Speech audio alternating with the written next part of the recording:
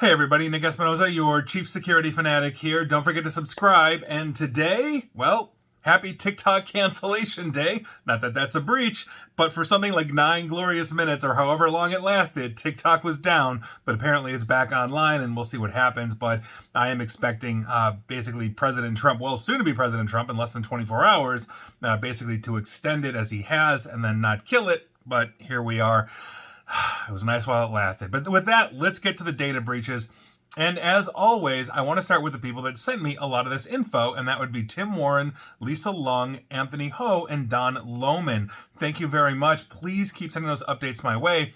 But let's start with the big one. Once again, I want to give you an update on PowerSchool. Now, if you're a longtime listener and follower, you know last week, my breaches of the week was only one breach, which was PowerSchool, and we took up the entire time because it has taken me forever to research this, and I keep appending this, and more schools are now starting to breach. So I spent a lot of time just going through local news sources to make sure that I was keeping you up to date on this. But we now know that a lot of the information that was hit from PowerSchool, and apparently not all schools were affected, but they have 18,000 schools under their control here that they're providing services for.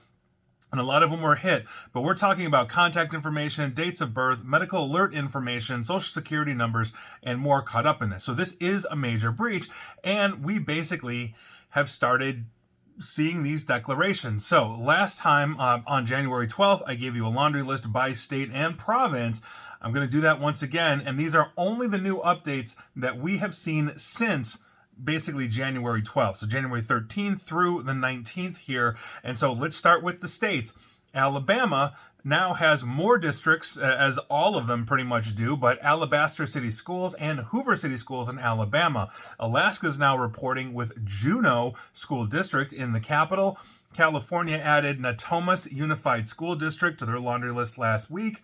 Colorado is now adding Colorado Springs School District 11, Manitou Springs School District 14, and School District 49, wherever that is. Maryland now is putting points on the board. Somerset County Public Schools and Worcester, although that's more Massachusetts, their county, anyways, public schools are hit there as well. Moving on to Massachusetts, we've got Abby Kelly Foster Charter School, Auburn Public Schools, Northborough/Southborough Regional Schools, and Randolph Public Schools being added to the list. In Missouri, first one, Liberty Public Schools. New York added a ton this past week with Glen Clove, Haldane, Hicksville, Jericho, Lynbrook, Middle County, Monroe Woodbury, Nassau BOCES, Smithtown Central, Uniondale, and West Hampstead. North Carolina added a laundry list, as I mentioned last week. Pretty much like everything in North Carolina got hit, but Beaufort County, Bladen County, Brunswick County, Carteret County, Columbus County, Craven County, Cumberland County, Dare County, cool county name, Duplin County, Hyde County, Lenoir County, Martin County, Hanover County, Onslow County, Pender County, Pitt County, Tyrrell County, Wake County, and Whiteville City all declared this past week. Ohio added Troy City Schools. Oklahoma added Piedmont, Mustang, Mid-Del, Yukon, Enid, and Epic Chapter school districts for their first on the board. And Pennsylvania added Williamsport area school districts as well. South Carolina's Department of Education said the entire state was hit. Every school district in South Carolina was hit except for 4, and those 4 that did not get cut up in power breach are Edgeville County, Greenville County, Horry County, and Richland School District 2. So if you're in South Carolina and your kids, or you don't work, or your kids don't go to any one of these, you're caught up in this. Heads up, entire state. Tennessee added Bristol, Hamblin, Johnson City, Memphis, Shelby County, Scott County, Sullivan County, and Washington County schools. Texas added basically Texas ISD, Denton ISD, Frisco ISD, and Richardson ISD. And those, for the record, Denton, Frisco, and Richardson were not caught up in this. So most of Texas will probably be declaring, Dallas being one of the first. And so those were your breaches just this week from PowerSchool. It's going to continue to get worse. You know, I'll keep you up to date here, but this is a big one, probably, or possibly, I should say, the biggest of 2025, and we're coming out huge beginning of the year. Moving on, let's keep with Texas and talk about Texas Health and Human Services Commission. 7 state employees have been fired for improperly accessing, in some cases, stealing money from accounts of thousands of Texans who receive Medicaid, food stamps, and other public assistance. Officials said that basically these 7 had accessed personal account information of 61,104 Texans without a clear business reason. And I think this is terrible on many different ways. One, you should be able to trust government employees not to rip you off. And 2, the people that they are ripping off are those that are the most in need. So it's just terrible all the way around. Moving on, let's talk about nonprofit blood donation organization One Blood. And I always hate it when nonprofits get hit as well. So with that, names and social security numbers were stolen during a ransom attack last year. One Blood said it discovered suspicious activity around July 26. The attack on One Blood forced the organization to operate at reduced capacity for days, limiting the amount of blood that could be provided to 250 hospitals it serves across Alabama, South Carolina, Florida, Georgia, and North Carolina. Not good. I hate it when charities are hit. Moving on. Let's talk about AuthoriCare Collective. This is a nonprofit hospice in Greensboro, North Carolina. They got hit with a cyber attack in August of last year, which was identified on August 22nd. We're talking names, medical diagnosis, prescription information, social security numbers, and demographic information. 58,019 individuals impacted by that one. Moving on, let's talk about MIG. Not the Russian fighter, but Mortgage Investors Group. They had an incident that resulted in an unauthorized party gaining access to sensitive personal information. I do not have a list of that, but MIG is sending out notices as well. Moving on, Encompass Care on January 9 of this year, they filed with Massachusetts after discovering an unauthorized party got into their infrastructure. Sensitive information obviously hit.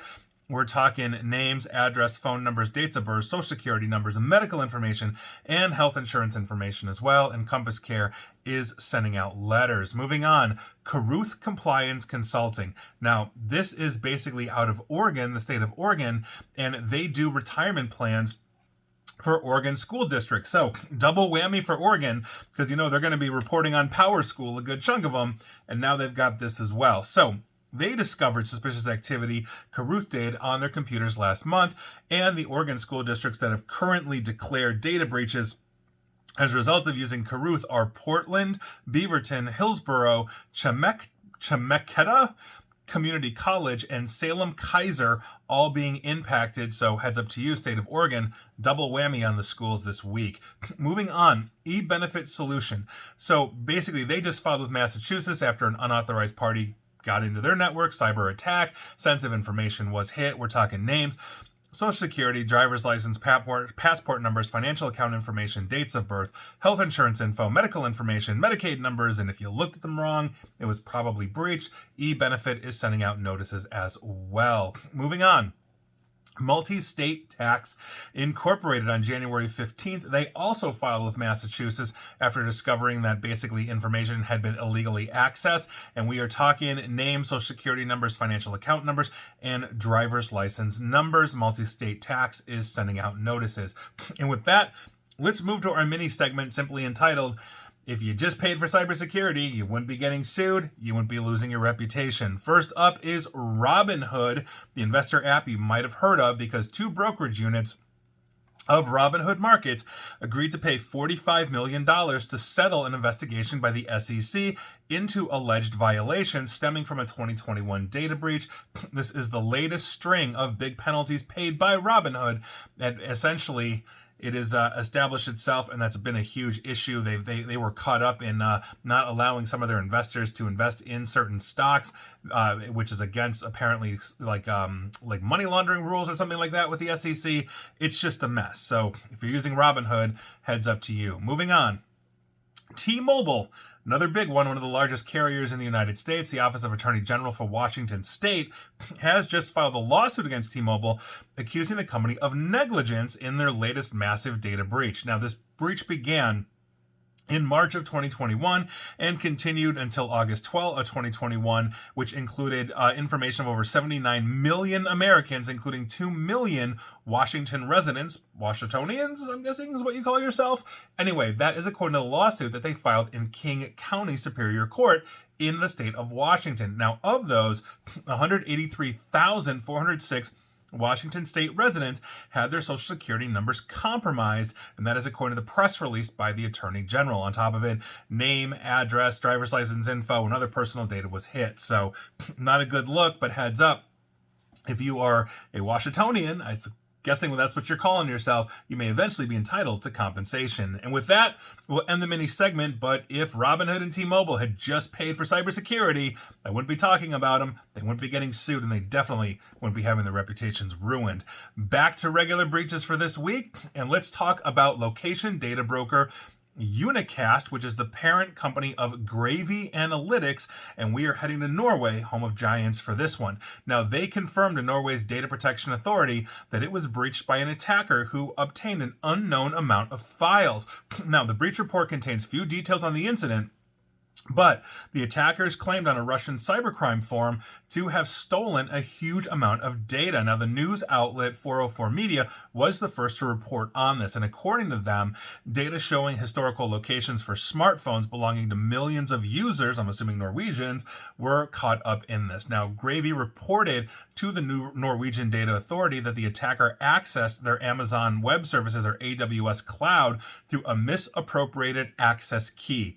This is, for the record, why you rotate your encryption keys as well. So heads up to you if you're a Norwegian cell phone user, I'm assuming you're in trouble. Moving on, let's head on over to Missouri and talk about Missouri's Lifetime Psychiatry. On December 30th, they filed with Health and Human Services after discovering that they were subject to unauthorized access. The normal data in play here has been hit: names, social security numbers, bank account information, credit card information, addresses, telephone numbers, dates of birth, health insurance information, and medical information as well. Lifetime Psychiatry began sending out letters as well. Moving on, a law firm of Wolf, Hadelstein, Adler, Freeman, and Hertz LLP. This is an interesting one. Now, this basically, they just rather reported a 2023 data breach that affected more than 3.4 million individuals. Wolf Hadelstein specializes, for the record, in complex litigation and has represented consumers in data breach lawsuits. In other words, basically, you go to them and say, hey, I got data breached. We're going to be suing somebody, because everybody's suing everybody these days. And they're the ones that, let's say, are leading that data breach litigation, collecting all that information, and then they get breached themselves. Now, their investigation determined an unauthorized party gained access to their network.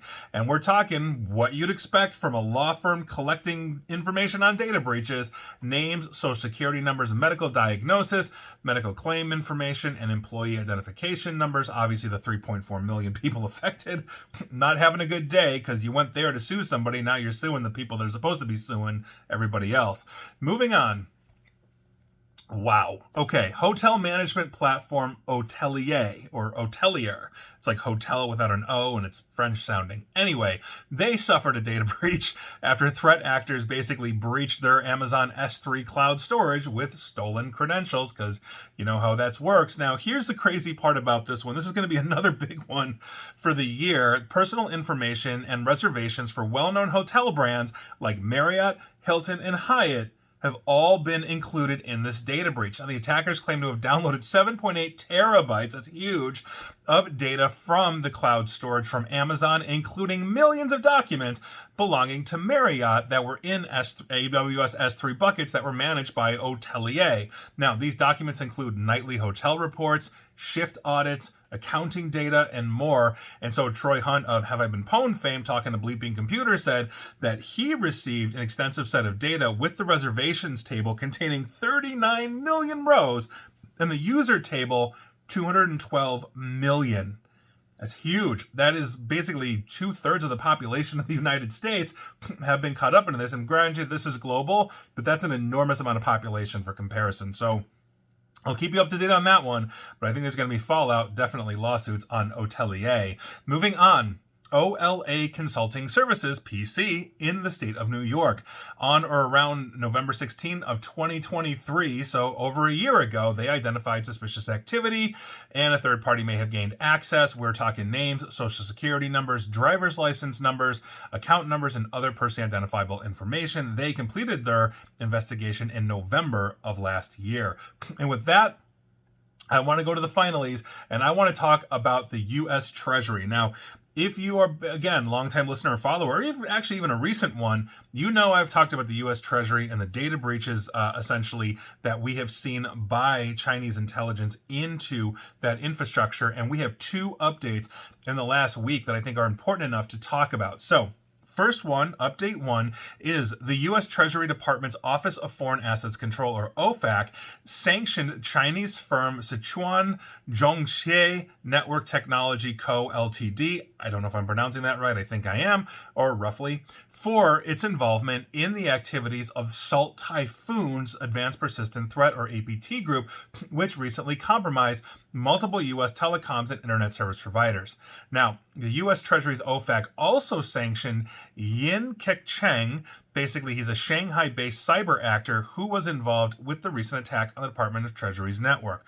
So, essentially what we're talking about is an actual corporation in China, a registered Chinese corporation. And if you, again, are listen to me or follow me for any length, you know I've talked about the Chinese laws that basically make all of these Chinese companies an extension of the Chinese government. You can't operate a corporation without essentially being required to invite in the Chinese government to either, one, gain access to your data, or two, direct what you're going to be doing in some way, shape, or form. So the Sichuan Zhongxie Network Technology Co. essentially seems to be a cutout for Salt Typhoon and is assisting or directly responsible for hacks on U.S. telecom as well as the U.S. Department of Treasury.